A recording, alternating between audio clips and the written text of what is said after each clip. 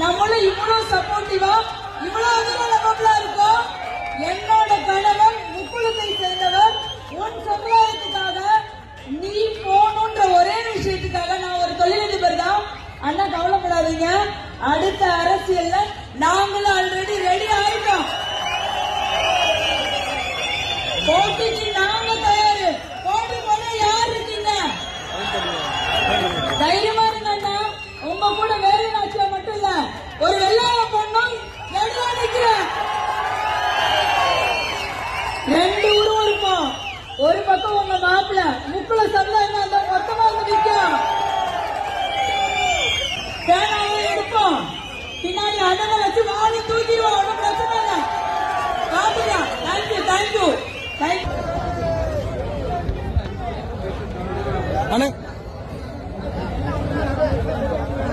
ஒரு சில வார்த்தைகள் அளிக்க நமது